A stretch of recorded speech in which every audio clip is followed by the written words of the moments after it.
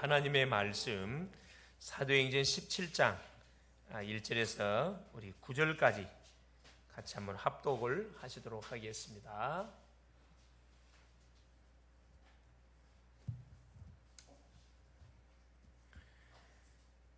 그들이 암비볼리와 아볼로니아로 다녀가 데살로니가에 이르니 거기 유대인의 해당이 있는지라 바울이 자기의 관례대로 그들에게로 들어가서 새 안식일에 성경을 가지고 강론하며 뜻을 풀어 그리스도가 해를 받고 죽은 자 가운데서 다시 살아나야 할 것을 증언하고 이르되 내가 너희에게 전하는 이 예수가 곧 그리스도라 하니 그 중에 어떤 사람 곧 경건한 헬라인의 큰 무리와 적지 않은 귀부인도 권함을 받고 바울과 신라를 따르나 그러나 유대인들은 시기하여 저자의 어떤 불량한 사람들을 데리고 때를 지어 성을 소동하게 하여 야손의 집에 침입하여 그들을 백성에게 끌어내리고 찾았으나 발견하지 못하매 야손과 및 형제들을 끌고 읍장들 앞에 가서 소리질러 이르되 천하를 어지럽게 하던 이 사람들이 여기도 이르매 야손이 그들을 맞아 들였도다.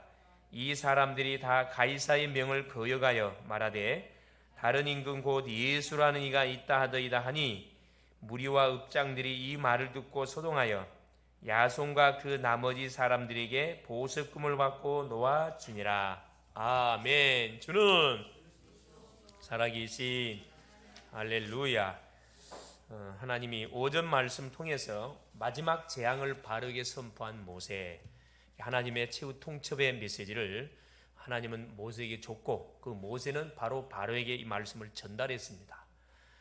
그러나 그 바로 왕은 모세가 전달했던 말씀을 듣지 않았어요. 이게 뭐냐? 하나님의 계획입니다. 분명한 것은 뭐냐? 기회는 우리에게 계속 우리에게 오는 게 아니고, 그렇죠? 계속 하나님은 구원의 기회를 주고 은혜를 받을 수 있는 기회를 주시다가 결국은 10번째 재앙, 결정적인 순간에 완전히 이제 틀어버립니다. 그렇죠? 그래서 우리가 건강할 때, 그렇죠? 우리가 마음껏 하나님 앞에 예배할 때, 찬양할 수 있을 때, 입을 열어 찬양하고 기도할 수 있을 때 마음껏 기도하고 예배할 수 있을 때 마음껏 주 앞에 나와서 예배하는 그것이 굉장히 지혜로운 그런 그 인생이다 이렇게 표현할 수가 있습니다. 결국은 마지막 재앙을 하나님께서 모세에게 말씀을 주시고 주셨던 메시지를 모세는 담대하게 바로왕에게 선포했습니다. 선포. 여러분 계속 말씀을 들으면은 나에게 잘못 각인이 계속 바뀌어요. 그래서 계속 시간 날 때마다 말씀을 읽고 말씀을 듣고 말씀을 또 기록도 해보고 또 주신 말씀을 묵상도 해보고 되새김질을 계속 하다 보면 이것이 약이 됩니다. 약. 우리가 음식을 먹을 때 성격이 급한 사람들은 금방 넘겨버리거든요. 소화가 잘 안 돼요. 그러면 어디에서 부담을 느끼느냐? 장에서 부담을 느낍니다. 그러니까 이 입속에서 잘근잘근 음식물을 씹어가지고 천천히 위장에다 넘겨줘야 위장이 고생을 안 하는데 입에서 대충 씹고 넘겨버리면은 빨리 먹을 수 있지만은 위장과 소장, 대장들이 고생을 해요. 그러면 결국 이것이 시간이 가다 보면 문제가 터지겠죠. 그래서 뭐든지 마찬가지입니다. 하나님은 우리에게 은혜를 주시는 방법, 우리를 부르시는 방법도 갑작스럽게 부르지 않습니다. 하나님은 말씀을 주고 사건도 주고 문제도 주고 전도자를 마지막 보내가지고 결국 말씀 듣게 해가지고 유턴하도록 딱 만들거든요. 그래서 항상 우리는 정상적인 방법을 통해서 우리가 하나님을 섬기고 믿어가야지 막 가만히 다운됐다가 팍 일어났다 그러면 안 되고 차분하게 이렇게 평상시 말씀 듣고 생각하고 묵상하고 궁금한 거 있으면 질문하고 이 기도거든요. 그럼 하나님이 질문한 거에 대한 내용은 틀림없이 예배를 통해서 말씀 듣는 건 답을 줘요. 틀림없습니다. 그래서 모세가 사실 이렇게 하루아침에 이렇게 전도자가 된 게 아니고 모세도 한 나이 80세까지 사실은 고생을 바가지로 많이 했죠. 40년 동안 애국 왕자로 입양이 돼가지고 사실 말이 왕자지 입양된 왕자입니다. 여러분 입양됐다는 것은 참 그 눈칫밥을 먹으면서 살 수밖에 없는 그런 위치였어요. 세상 공부를 했고 결국 자기 민족을 도와주려다가 살인자의 누명을 쓰고 결국은 애굽인을 죽였다는 이유 때문에 미디안 광야의 도망자의 신세로 생활을 하는 가운데 한 40년을 보냈습니다. 나이가 80 되노니까 사실 80년 동안 각인 뿌리 채들 이게 하루쯤 바뀌겠어요? 안 바뀌겠죠. 근데 문제가 뭐냐? 비밀이 있었어요. 그게 바로 뭐냐? 그 어머니 요게벳이 모세를 낳고 나서부터 모세한테 젖대기까지 뭘 심었어요? 계속 복음을 심었습니다. 너의 민족은 너는 히브리인이야. 너희 아버지는 내가 아니야. 나는 청직이야. 여호와 하나님이야. 너는 하나님을 바라보고 살아야 돼. 계속 중요한 언약의 빛을 심었어요. 그것이 결국 나이 80이 되는 그날 자기 장인의 양을 치러 호렙산을 가다가 결국 뭐합니까? 시간표가 왔어요. 항상 시간표가 있습니다. 그래서 모세는 80세 때 하나님을 만나게 됐고 귀로만 들었던 하나님을 체험하게 됐고 그 하나님은 모세에게 중요한 미션을 줬습니다. 내 백성을 데리고 나가서 가나안 가서 희생 제사를 드리면서 메시아를 기다리라. 이 중요한 메시지를 사실 받게 된 거죠. 저는 가끔씩 동물의 왕국 보잖아요. 또 이렇게 가끔씩 이렇게 세상에 이런 일이 그 내용을 잠깐 보면은 그걸 보면서 내가 뭘 느끼냐면은 짐승들 있죠. 그 애완동물로 희한한 짐승을 많이 키워요. 어제 보니까 돼지를 키우더만 애완동물로. 흑돼지. 적자는 엄청 커요 이렇게. 내가 볼 때는 한 200kg 나가지 않을까. 엄청 큰 흑돼지라. 150에서 200kg 정도 나가는 흑돼지. 그 돼지를 키우는 돼지가 말을 알아들어. 야, 나는 돼지는 말할 길을 못 알아듣는 줄 알았거든. 기가 차더만. 야, 이스랑 있고 내가 밖에 나갈 때 올 테니까 여기 기다리고 있어. 마당에 딱 나고 딱 앉아 있어요. 내가 뭘 깜짝 놀랐냐면은 여러분 개는 귀가 박잖아 이게. 개는 자기 주인의 소리를 발걸음 다 안다 그러잖아요. 돼지가 나가는데 완전 꿈에 생각 못했어요. 돼지가 알더라니까. 차 소리를 알아. 자기 주인이 차를 타고 딱 나가니까 입구에 딱 앉아 그냥 철푸닥 앉아 있어요. 주인 올 때까지. 주인 차가 일반 차가 지나면 아무 반응이 없어요.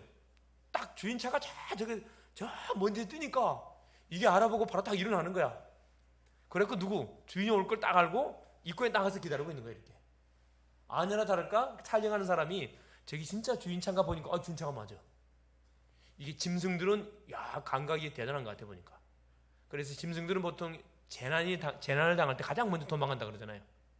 가장 둔한 게 사람이거든. 그래서 근데 PD 그 사람한테 물어봤어요. 어떻게 돼지가 당신 말을 듣냐? 그 비밀이 다 있었어. 돼지도 그렇고 호랑이도 그렇고. 호랑이 또 동물원이 또 많이. 동물원에 사육사인데 이 사육사 안에 들어가고 호랑이가 놀아 그냥. 인기 만점이 돼 그냥. 밖에 사람들은 막 애들이 막 그런데 이 사람한테는 꼼짝 못해요. 그래서 물어봤어요. 그걸 촬영했던 사람이 어떻게 호랑이를 이렇게 길을 들였냐 그랬더만 길을 들인 게 아니고 어렸을 때 새끼 때 뭐 한 거예요? 데려다 키운 거라 이렇게. 어미가 죽어서 새끼를 데려다 키웠는데 어렸을 때 들어가면은 이게 안 바뀌는 거예요. 뭐든지 어렸을 때 키우면 뭐 할 수 있어요. 호랑이도 애완용으로 키울 수 있다는 거예요.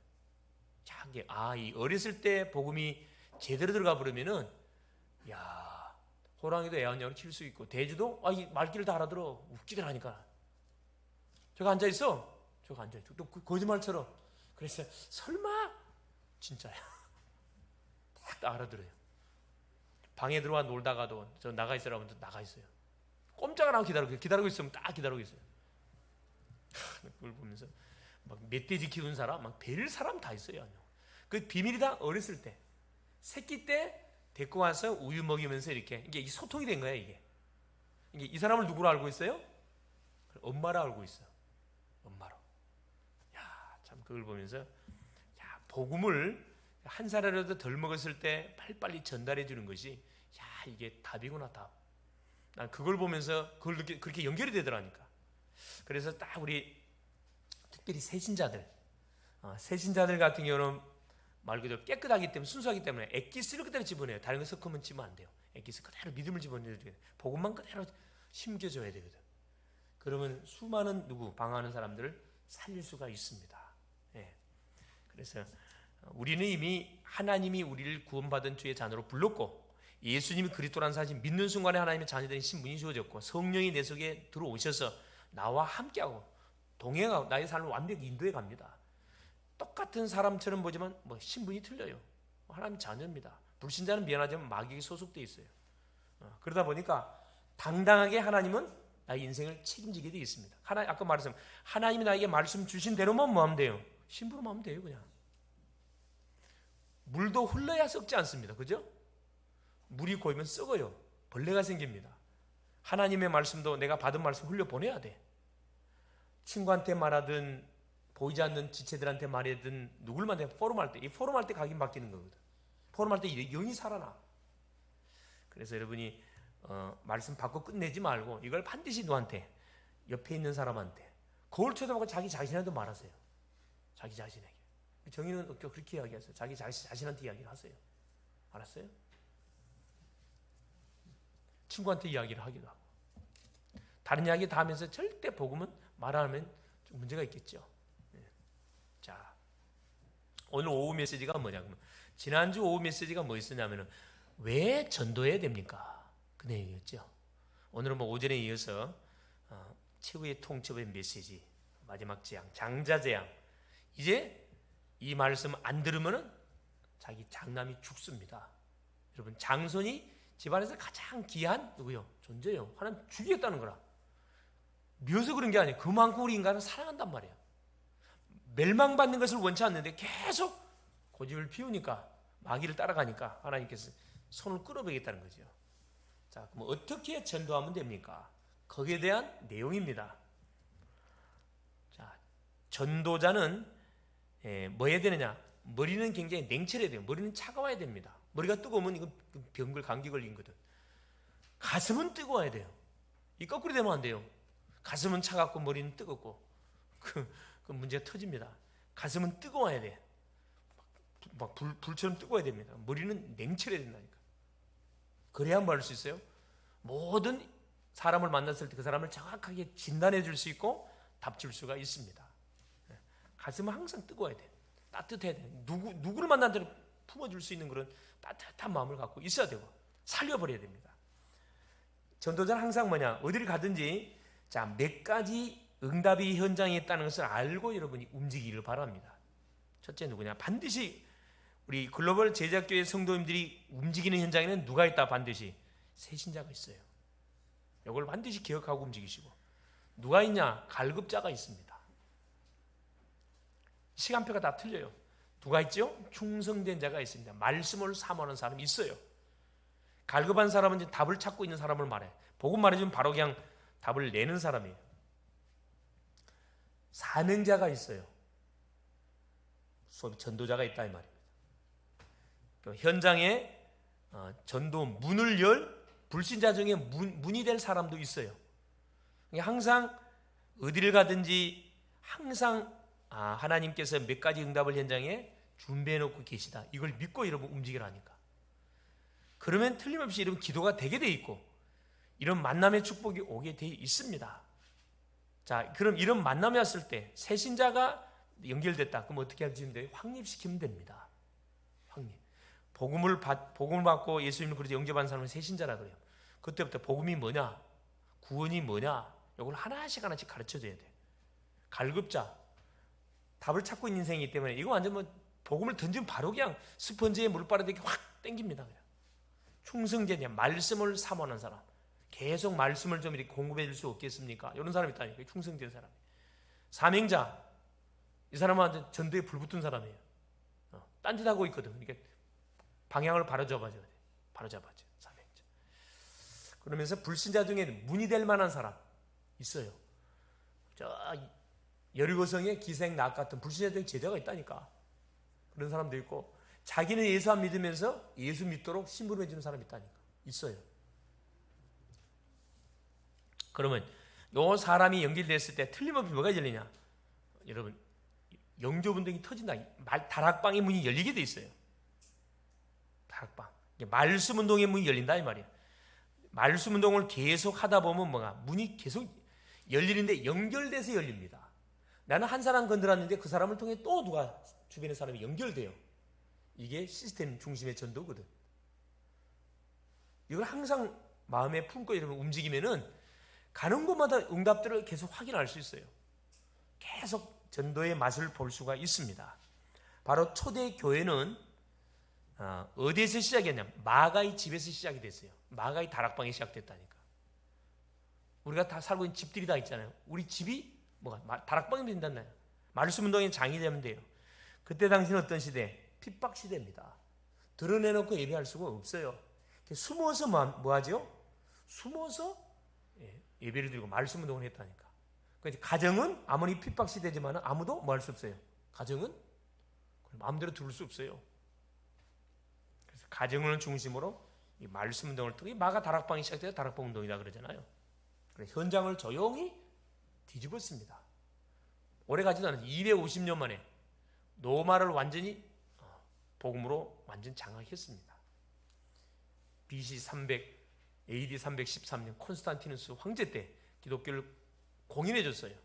393년 로마의 국교로 기독교를 인정해줬습니다. 그때부터 기독교는 타락의 일로 접어들기 시작한 거예요. 여러분 핍박이 없으면은 종교는 타락합니다. 핍박 완전히 뭐가요? 기독교 속에 이방 사상을 집어넣어가 짬뽕을 시켜서 완전히 이단을 만들어 버렸어요. 이단. 그게 중세 교회입니다. 거기서 개신교 티 나왔죠. 그래 개신 교회를 뭐 천주교의 작은 집이라 그러는데 그 착각입니다. 성경을 몰라서는 소리예요. 천주교에서 개신교 나온 게 아니고 개신교는 초대 교회에서 나온 거예요. 초대 교회. 중세 교회는 이방 사상을 짬뽕 시켜서 이방 우상을 들이왔까 짬뽕. 그래서 하나님이라 안 하고 하느님이라 그래요. 다신을 믿습니다. 천주교는. 그래서 뭐가 유일성의 종교가 아니에요. 기독교가 엄밀히 말 아니에요. 그냥 사회적 분리해서 기독교도 이렇게 기독교 안에 천주교를 집어넣어놨는데 엄밀하게 말하면 천주교는 기독교가 아닙니다. 다신을 믿는 종교예요. 자, 그래서 초대교는 어떻게 전도했는가? 그런 그 핍박 시대, 어려운 시대. 첫째 보니까 평신도 중심의 운동을 펼쳤습니다. 평신도 운동을 펼쳤어요. 이게 바로 답이었습니다. 사도행전 1장 12절 14절 마가 다락방에 120문도가 모여서 거기서 예수님이 부활하시면서 주셨던 마지막 승천 메시지 있죠. 예수는 그리스도, 하나님의 나라, 성령 충만, 재림주, 이 약속을 잡고 마가 다락방에 모인 이들이 기도운동을 펼쳤어요. 기도운동. 사도행전 2장 1절에서 17절 어떤 일이 벌어졌습니다. 약속하신 오순절날 성령이 임합니다. 예수님께서 예루살렘을 뭐 하지 마라, 성령 세례를 받게 떠나지 마라 그랬거든. 그래서 마가 다락방에서 간절히 기도했는데 오순절날이 이미림에 성령이 임한 거예요. 말씀이 성취됐습니다. 전도문이 열리고 말씀이 성취되는 놀란 일이 벌어졌어요.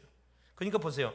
사도행전 2장 41절 3천 제자가 막 일어나고, 그죠?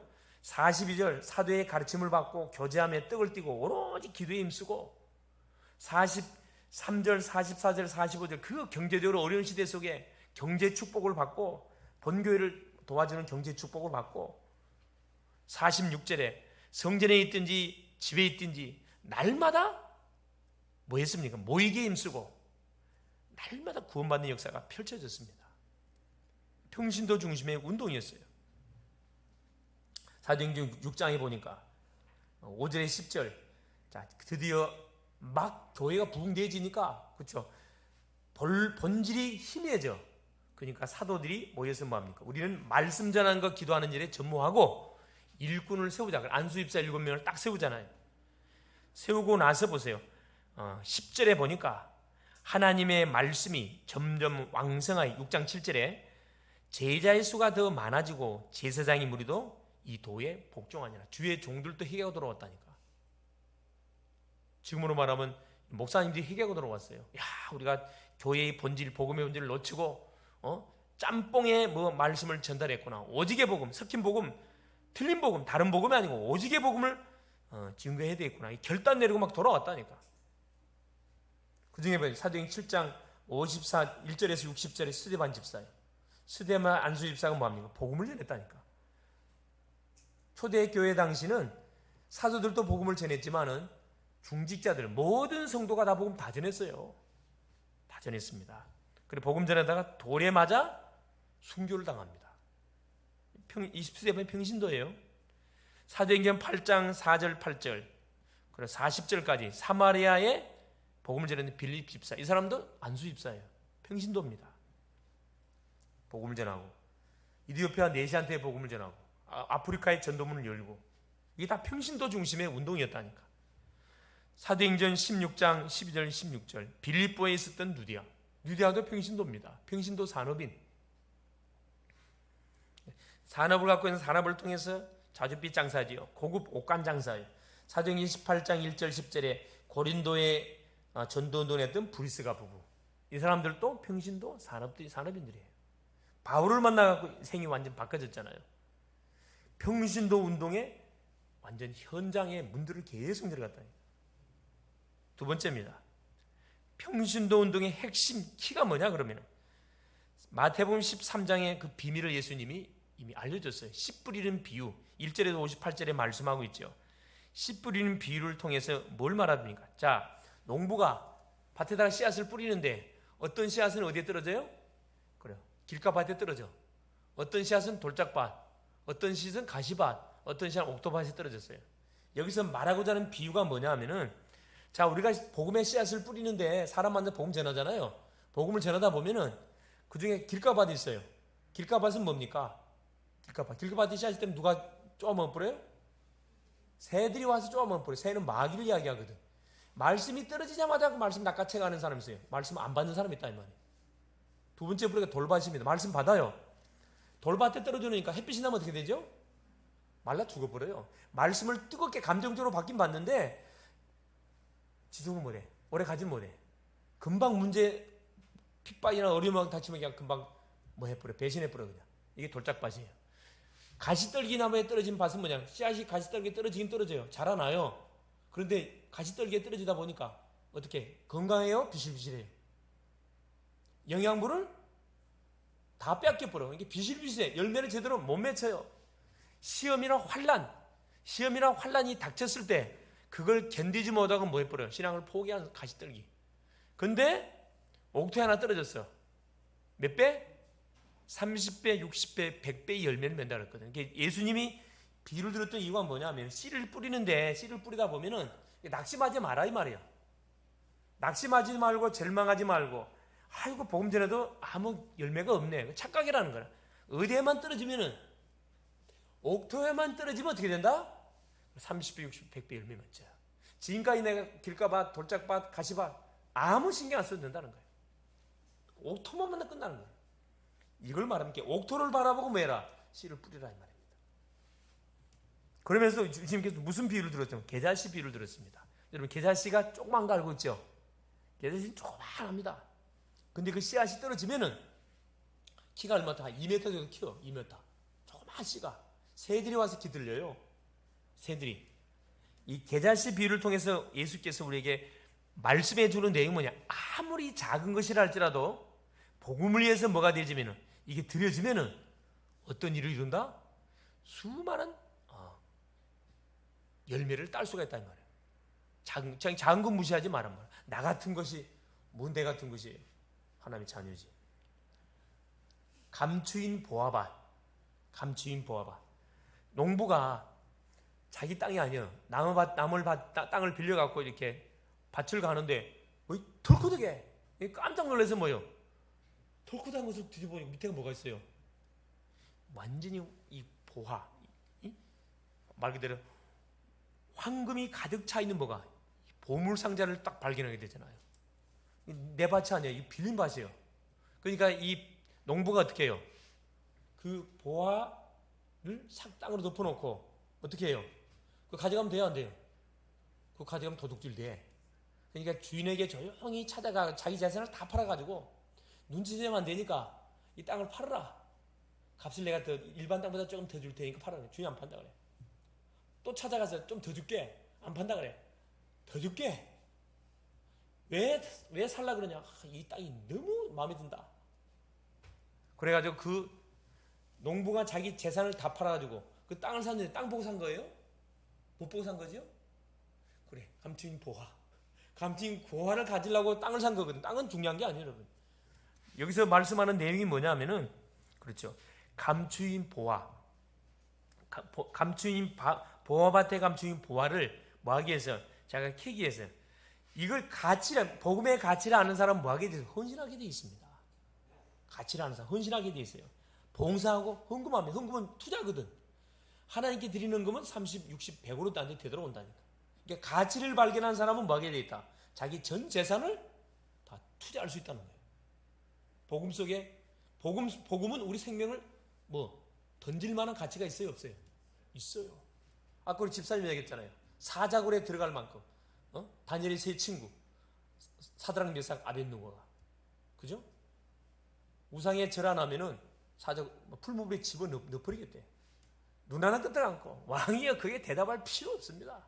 그건 기본이지. 우리가 들어가면 하나님 우리 건져줄 거고, 건져지 않는 한 우리는 왕의 금에서 절할 수 없다. 아주 그냥 정머리 뚝 떨어지게 탁 결단 내려버리잖아요. 죽었나요? 안 죽었어요. 불탄 냄새 하나 없이 불 속에 들어갔다니까. 여러분, 예수 믿으면 어려움이 없나요? 어려움이 있어요. 똑같이 어려움이 있습니다. 그러나 그 어려움이 아니라 그것은 어려움을 누려버려 그냥 완전히. 가치를 발견하면 자기 모든 것을 걸 수 있다. 이게 감추인 보화밭의 비유고, 또 값진 진주 비유를 우리 주님이 드셨어요. 진주 장사 있죠. 이런 보석상들 많이 있잖아요. 진주 장사들. 진주들을 많이 파는데 값진 진주를 하나를 발견했어요. 이렇게 이 진주를 팔러 다니다가 살아다니다가 값진 진주 하나를 발견했어요. 그럼 모든 거 다 쳐보면 이것만 사뿐다. 값진 진주. 생명을 말합니다. 생명. 값진 진주는 생명을 말해요. 또 주님이 어떤 비유를 들었냐? 가라지 비유를 들었어요. 가라지 비유. 이게 대부분 사람들이 이 가라지 비유를 통해서 우리에게 주는 교훈이 뭐냐면은, 대부분 사람들이 어떻게 해요? 씨를 뿌려놨는데 좀 지나다 보니까 씨는 메갈에 힘이 없고 누가 자라고 있어요? 가라지, 이 잡초들이 막 자라고 있잖아요. 풀은 약도 안 주는데 어찌 그리 잘 자란지 몰라. 근데 거기에 대해서 사람들이 어떻게 해요? 아니, 예수님, 저 가라지 뽑아야 되지 않겠습니까? 예수께서 뭐라 이야기, 주인이 뭐라 이야기합니까? 가라지 뽑다가 뭐까지 뽑을까지 염려한다? 알고까지 뽑을까지 염려한다. 가만히 놔두라 그랬어요. 그게 위험해. 우리가 신앙생활 하다 보면은 여러 가지 교회 안에서 막 이 소리 들리고 저 소리 많이 드러나거든. 그죠? 이 사람 소리, 저 사람 소리, 막 여러 가지 사건 다 벌어져요. 거기 신경 쓰지 말라는 거예요, 여러분. 무슨 말 알겠어요? 마귀에게 신봉하는 사람이 많이 있거든. 거기에 신경 쓰지, 서론에 신경 쓰지 마라.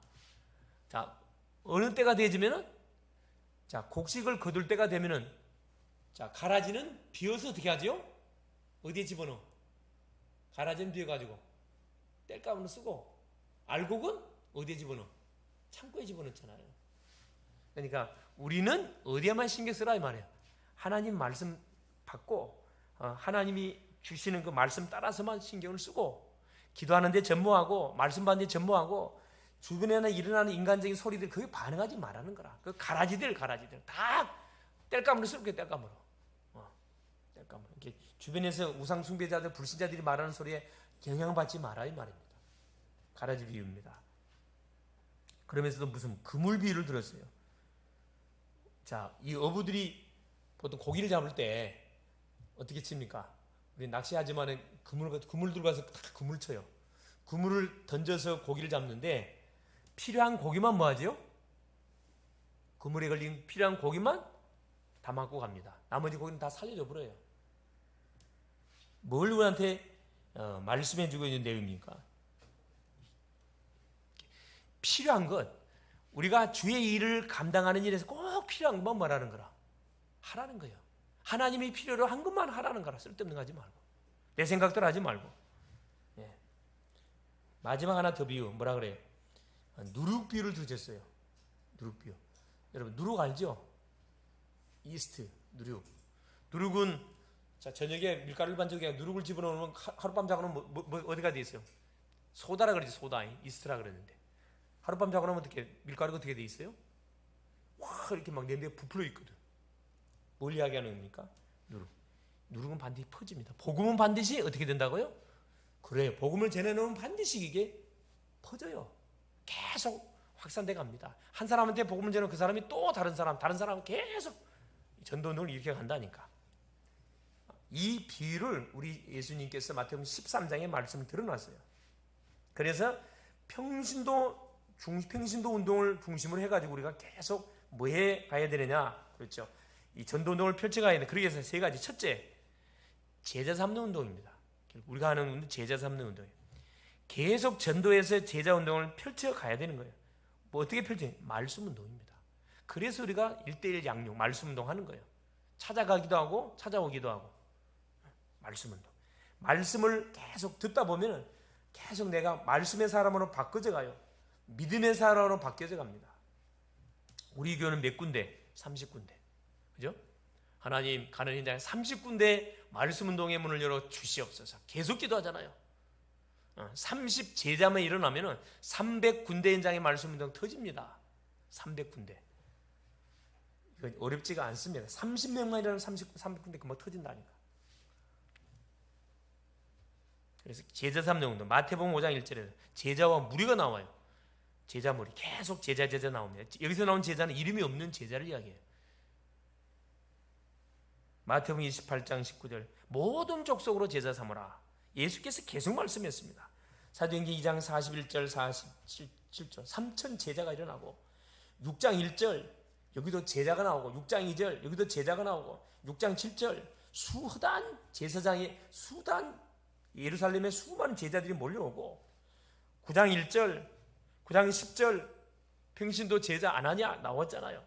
11장 26절 안디옥 교회 제자들 14장 19절 20절 누수드란 지역의 제자들 디모데라는 제자를 찾아내잖아요.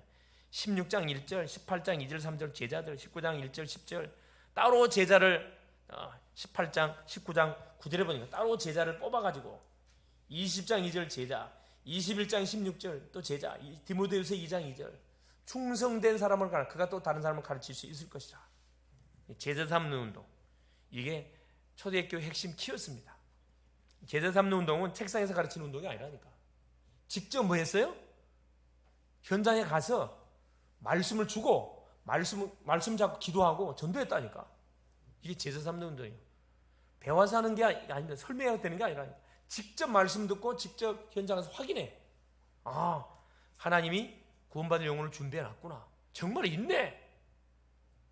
절간가도 있고 무당집가도 있고 점쟁이집가도 있고 역술인가도 있고 일반 지역의 마트에 상가에 공단에 다 학교에 다 준비되어 있다니까.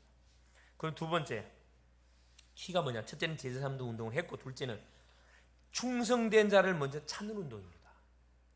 그 중에 충성된 자를 먼저 찾는 거예요. 충성된 자는 누구를 말하는 거지? 말씀을 사모하는 사람. 디모데후서 2장 2절 충성된 사람을 가르치라. 그가 또 다른 사람을 가르칠 수 있을 것이다. 그래서 이 말씀 양육이 그래 중요합니다.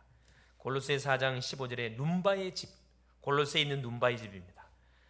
고린도전서 16장 19절 고린도에 있는 브리스가 부부의 집 기록돼요. 여기서 다 말씀 운동, 충성된 사람을 중심으로 말씀 운동을 터뜨렸다니까.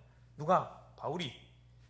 사도행전 16장 14절에 누디아의 집, 빌보 지역에 집집마다 말씀 운동을 터뜨렸습니다. 누구? 말씀을 사모하는 사람 중심으로. 이 사도행전 16장 14절에 나오죠. 만일 나를 주민 줄 알거든 내 집에 들어와 요하라. 주께서 누디아의 마음을 여사 바울의 말을 청종하여 앉으라. 이 말씀을 사모하는 사람들이 있습니다. 예. 말씀을 사모하는 이 말씀을 사모하는 사람들은 틀림없이 사역자 가문입니다. 승리하게 돼 있어요. 자, 두란노 서원 사도행전 19장 1절에 10절에 그렇죠. 두란노 서원이라는 곳을 중심으로 거기서 말씀을 터뜨리잖아요. 아시아에 있는 사람이 복음을 듣지 않는 사람이 한 사람도 없을 만큼 대역사가 일어났어요. 마술책을 막 불살라서 들려버리고 그 지역의 흐름이 싹 바뀌어버렸다니까. 우상숭배의 지역이 복음을 완전 섬기고 하나님을 찬양하는 그런 지역으로 싹 바뀌어버렸어요. 개혁이 일어났습니다. 개혁이. 누구를 통해서요? 평신도 충성된 자를 통해서. 세 번째, 이건 재생산 운동입니다. 재생산. 자, 제자3운동인데 계속 전도운동을 통해서 충성된 자를 찾고 충성된 자를 통해서 말씀운동을 터뜨리고 거기서 연결된 사람을 또 파송하는 거죠. 이 재생산운동. 그래서 사도행전 1장에 보니까 오순절에서 어디까지, 마가다락방에서 어디까지, 로마까지 이 복음이 막 흘러들어갔습니다. 이 재생산운동이거든요. 한 사람이 한 사람을, 그 사람이 또 한 사람을, 그 사람이 일대일로 완전히 계속 확산돼 갔습니다. 네로 시대, 여러분 네로 알죠? 그 악질이었던 네로 황제가 기독교를 얼마나 핍박했습니까? 자칭 자기가 화가라 그래가지고 로마시에다 불을 질러놓고 그 누구한테 디퍼 씌웠어요? 그래요. 기독교인들의 디퍼 씌워서 다 죽였잖아요. 사자밥되게 만든 처참하게 죽였거든. 거기다 불 질러놓고 완전 또라이. 네로 황제에서부터 콘스탄 대제까지 AD 313년 완전 어떻게 됐죠? 기독교를 공인해 줬잖아요. 기독교 공인. 이것이 언제? 루터, 그렇죠? 말틴 루터를 통해 종교개혁을 일으켜서 뭘 통해서? 문서로 이 전도운동을 일으켰습니다. 말틴 루터는 라틴어로 된 성경을 독일어로 번역해 버렸어요. 문서자기였거든. 이게 완전히 시대를 완전히 뒤집어 버렸다니까. 그래서 썩어 문드러진 로마 교회에서 뭐가요? 튀어나왔잖아요. 칼빈 운동. 칼빈은 뭘로 이것을 신학화 작업을 통해 가지고 뭐 한 겁니까? 말씀 운동을 터뜨렸어요. 이 루터와 칼빈은 빼놓을 수 없어요. 엄청난 중요한 사역을 한 거죠. 이것이 뭘로? 웨슬레 운동으로. 요한 웨슬레 운동. 영국에서 막 터뜨리죠. 30만이 일어나고 이게 미국으로 흘러가가지고 무디 운동. 무디는 여러분 국민학교도 못 나온 사람이에요. 혀가 짧아갖고 언어가 분명하지 않아요. 그런데 이 무디에게 하나님이 100만 제자를 붙였다니까. 시대를 막 뒤집었어요. 이게 웨일즈 운동으로, 여자입니다. 웨일즈 운동으로 또 막 말씀 운동을 이 재생산 운동이거든. 내가 받은 복음을 누구한테? 옆에 있는 사람한테, 자녀들한테, 이웃에게, 직장에, 학교에 계속 막 확산시켜갔다니까. 막을 수 없어요. 이게 초대교회가 터뜨렸던 운동이에요. 이게 지금 어디까지? 우리에까지 와 있잖아요. 이게 대학으로, 중고등학교로, 초등학교로, 어린이집, 유치원으로 막 파고 들어가잖아요. 공단으로 막 파고 들어간 거예요. 그 결과, 평신도 운동의 결과, 자, 민족이 복음화가 되고, 그죠? 지역이 복음화되고, 그렇죠? 가문이 복음화되고, 가정이 복음화되고, 개인이 복음화된다. 계속 여러분 가는 곳마다 말씀 운동을 터뜨려 버리면은 하나님이 그 말씀을 성취시킵니다. 나를 말씀의 사람을 만들어 갖고 내 말을 다 듣게 돼 있어요, 여러분. 그만큼 하나님 영권을 줘요. 모세의 말을 바로가 듣게 돼 있다니까. 왜? 결국은 하나님이 그렇게 하게 만들 거거든. 네 번째 보세요. 이거는 평신도 사역자의 자격은 누구냐? 어떤 사람이 평신도 운동을 일으킬 수 있는 주인공이 될 수 있냐? 첫째, 예수 생명을 가진 자면 다 가능합니다. 구원받은 자는 다 가능해요. 둘째, 예수 권세가 뭔지를 아는 사람. 하늘과 땅의 모든 권세를 줬어요. 내가 예수 이름을 쓰면 사탄의 세력이 결박당합니다. 이걸 알고 있는 사람. 내가 예수 이름 부르면 하늘의 군대들이 움직인다는 걸 알고 있는 사람. 여기 누굽니까? 사역자의 자격이에요. 사역자. 얼마든지 가능합니다. 세 번째는 영적 지혜가 있는 사람. 지혜가 충만한 사람.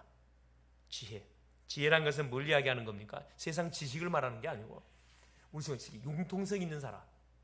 앞과 옆과 미래, 과거, 현재를 쫙 볼 수 있는 딱 눈이 열린 사람. 지혜. 네 번째, 기도의 사람. 계속 기도하는 사람. 내 힘으로는 한순간도 살 수 없구나. 이걸로 연약을 인정하고 계속 기도하는 사람. 사람을 살리기 위해서 계속 기도하는 사람. 그죠? 전도운동을 기도하는. 이 기도하는 사람은 공부를 잘하고 상관이 없어요. 하나님 씁니다. 써요. 다시 말해 성경 말씀의 사람, 말씀의 인도를 받는 사람을 쓴다 이 말입니다. 특히 예배 성공하는 사람, 말씀의 흐름을 놓치지 않기 위해서 모든 우선 스케줄을 딱 예배에 맞춰놓고 있는 사람, 말씀 양육에 맞춰놓은 이 사람 하나님 쓰셔요. 그러면서 보세요. 양육할 수 있는 사람, 맨 처음에 개인 양육.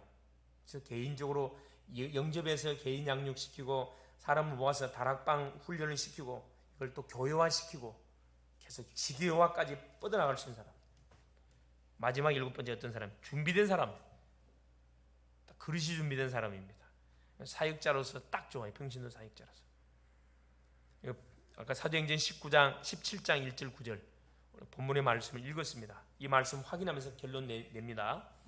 자, 바울이 빌립보 지역을 거쳐서 어디로 들어갔냐? 데살로니가 지역으로 들어갔어요. 1절에 나왔습니다. 암비볼로 아볼로냐로 가니가 데살로니가에 이르니 거기 유대인의 해당이 있는지라. 유대인들은 항상 지역지역에 해당이 있어요. 지금은 교회입니다. 예배가 진행되고 모든 교육이 다 진행됐던 곳입니다. 바울이 2절에 자기의 관례대로 규례대로 그들에게 들어가서 새 안식일의 성경을 가지고 강론하며 규례 갖고 갔다 보면 자 며칠 동안 이 새 안식 21일 동안 이 데살로니게 지역에 들어가서 내가 뭐 하면은 복음 운동을 펼치면 말씀 운동을 하면은 제자를 분명히 찾고 시스템 세울 수 있겠다. 이렇게 딱 계산하고 들어갔다 이 말이에요. 우리가 사람을 만나더라도 이 친구를 내가 만나서 며칠 만에 뭐 할 수 있겠다. 꺾어서 복음을 심어서 이 친구를 시스템으로 삼고 다락방문을 열 수 있게 이걸 딱 계산하고 만 거예요. 사람을 만났다 이 말이에요. 지역에 들어간 겁니다. 그래놓고 전달한 내용이 뭐냐? 3절입니다. 뜻을 풀어 성경을 가지고 딱 읽고 난 다음에 성경의 내용을 해석해 주는 거죠. 그리스도가 해를 받고 죽은 자 가운데서 다시 살아나야 할 것을 증언하고 이르되 내가 너희에게 전하는 이 예수가 곧 그리스도다. 모든 사람은 뭐 듣기를 원하냐? 이 복음 듣기를 원해요. 복음의 내용이 바로 예수가 그리스도다. 인간이 지은 죄가 죄 문제, 사탄 문제, 하나님 떠난 방황 문제, 지옥의 문제인데 이걸 해결하려고 하나님이 그리스도를 약속했는데 그분이 왔다 이 말이에요. 뭘로 왔냐? 예수로 왔어요. 그래서 예수가 그리스도다. 그리스도가 예수다. 자, 이 복음을 선포하니까 4절 보세요. 반응이 반드시 일어나는데 그 중에 어떤 사람 곧 경건한 헬라인의 큰 무리와 적지 않은 기부인도 권함을 받고 헬라인은 말 그대로 지식을 대표하는 사람들, 똑똑한 사람들이 엘리트들입니다. 우리로 말하면 대학생들이에요. 대학생들. 우리 교회가 대학생하고 있잖아요. 이 대학생들이 다 똑똑한 엘리트들이거든. 헬라인의 큰 무리와 적지 않은 기부인도 권함을 받고 복부인들, 경제인들을 말합니다. 경제인들. 이 데살로니가 지역은 중요한 지역이에요. 상권이 무역이 형성되던 중요한 지역입니다. 기부인도 권함을 받고 바울과 신라를 따라 보세요. 5절에 또 누가 나오냐 하면 복음을 전달하면 반응을 보이는 사람이 있는가 하면 핍박자가 나와요. 그러나 유대인들은 시기하여 저자의 어떤 불량한 사람들을 데리고 때를 지어 성을 소동하게 하여 야손의 집에 침입하여 그들을 백성에 끌어내려고 찾았으나 발견하지 못하며 야손과 및 형제들을 끌고 읍장들 앞에 가서 소리질러 이르되 천하를 어지럽게 하던 이 사람들이 여기도 이르매 야손이 그들을 맞아 들였도다. 이 사람들이 다 가이사의 명을 거역하여 말하되 다른 임금 곧 예수라는 이가 있다 하더이다 하니 무리와 읍장들이 말을 듣고 소동하여 야손과 그 나머지 사람들에게 보석금을 받고 놓아 주니라. 보세요. 이 생명의 복음을 선포하는데 그걸 듣고 아멘으로 받고 나의 것으로 받아서 구원받는 인생이 있는가 하면은 그걸 핍박하고 오히려 거부하는 그런 인생이 있습니다. 거기에 대해서 말하지 말아요. 신경 쓰지 마라 이 말이에요. 아시겠습니까? 복음을 전하는데 반응을 보이지 않는 사람이 열받을 필요 없어요. 그건 나하고 상관이 없는 사람이라. 그날 그 시간에 구원받기로 작정된 심령은 내가 전하는 복음을 듣고 반응하게 되어 있습니다. 그 사람 만나러 간 거지 핍박하고 무관심한 사람 만나러 간 거 아닙니다. 할렐루야. 그럼 편안해. 어떻게 전도해야 된다고요? 준비된 사람한테다가. 준비된 사람에게 뭐 하면 돼요? 내가 만나고 있는 사람 중에 아까 세신자 있고 갈급자가 있고 충성된 사람이 있고 사명자가 있고 전도문으로 쓰임받을 사람이 분명히 있다니까.